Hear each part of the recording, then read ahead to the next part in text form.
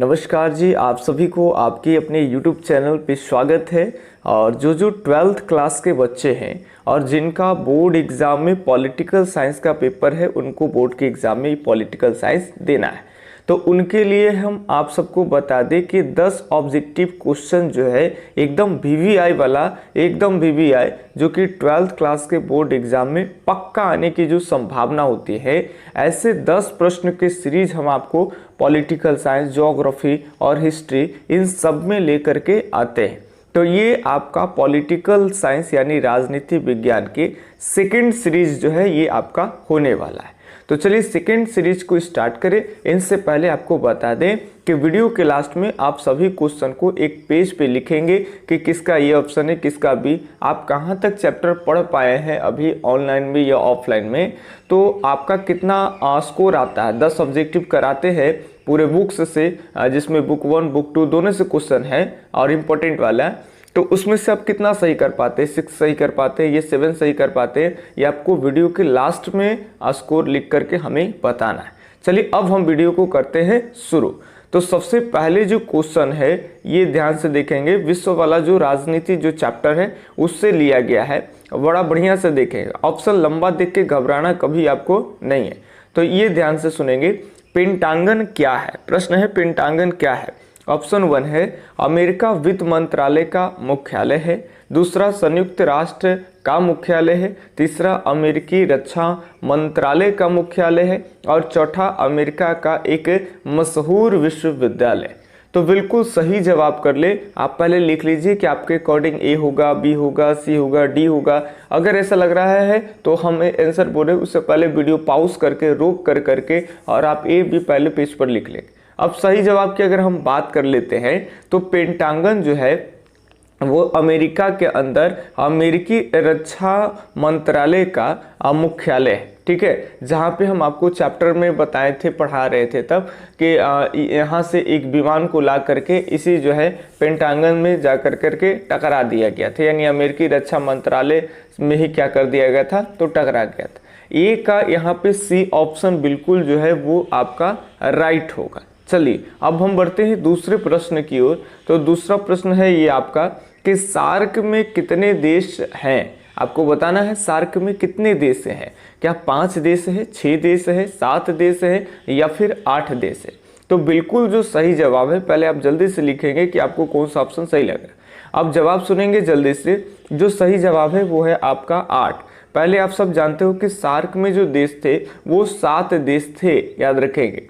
लेकिन अफगानिस्तान के शामिल हो जाने से कुल देशों की संख्या कितने हो गई है, तो 8। तो ये आपका दूसरा का डी ऑप्शन बिल्कुल सही। अब बढ़ते हैं तीसरे नंबर प्रश्न की ओर।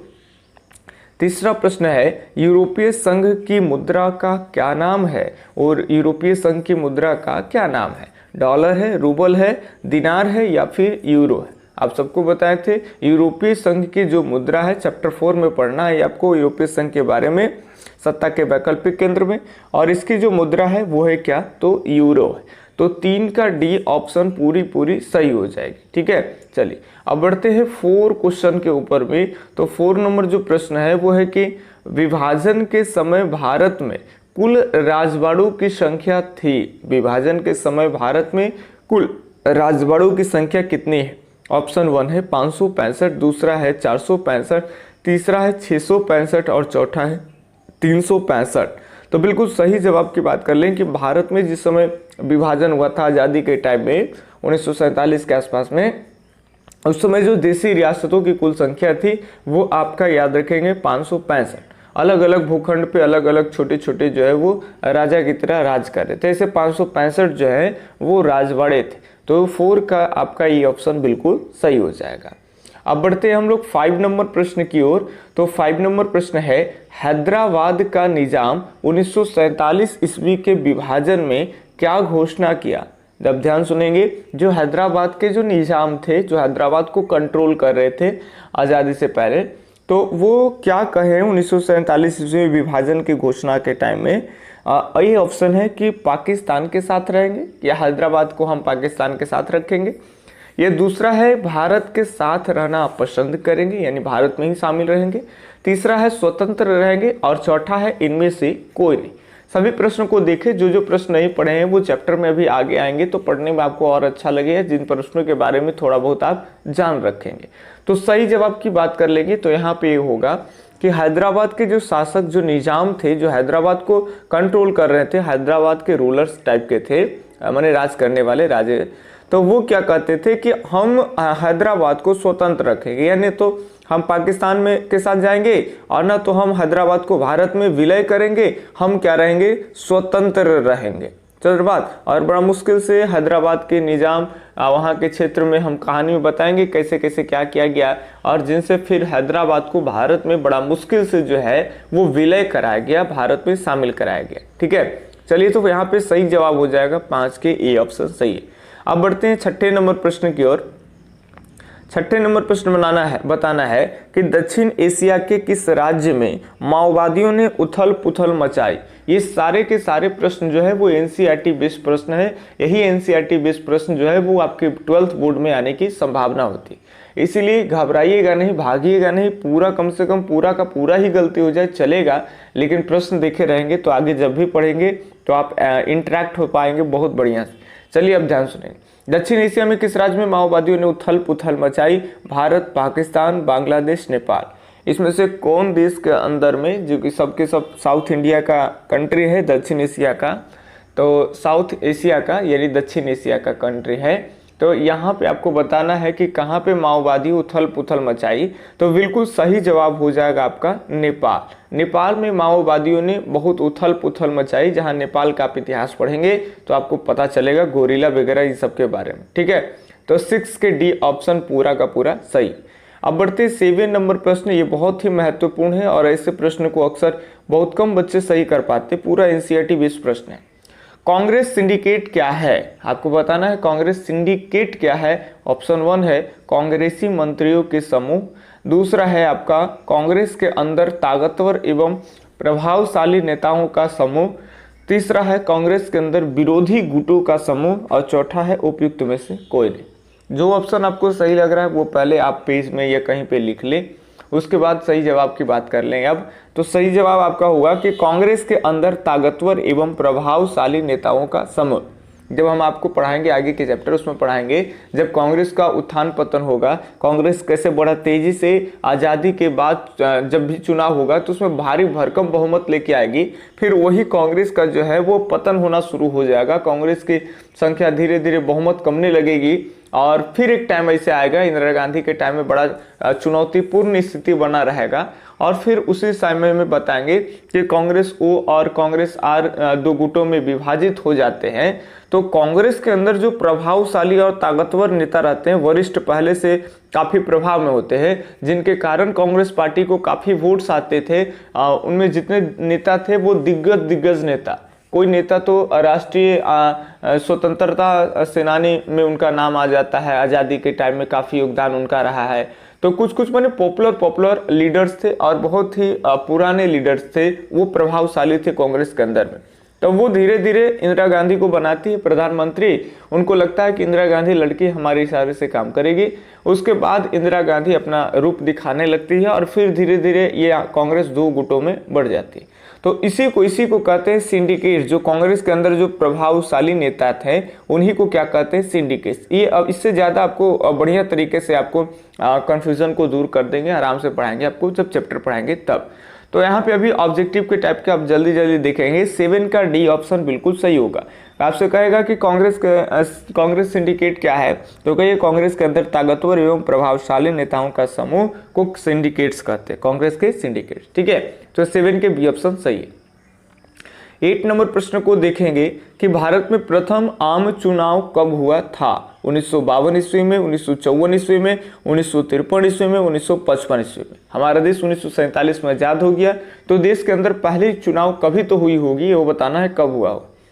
सही जवाब की बात कर लेंगे तो देखिए, चुनाव कराने के लिए हमारे पास चाहिए चुनाव आयोग, और चुनाव आयोग का जो गठन है वो जनवरी 1950 ईस्वी में चुनाव आयोग का गठन हो गया। इलेक्शन कमीशन का गठन हमारे यहाँ हो गया, ऑर्गेनाइजेशन हो गया है।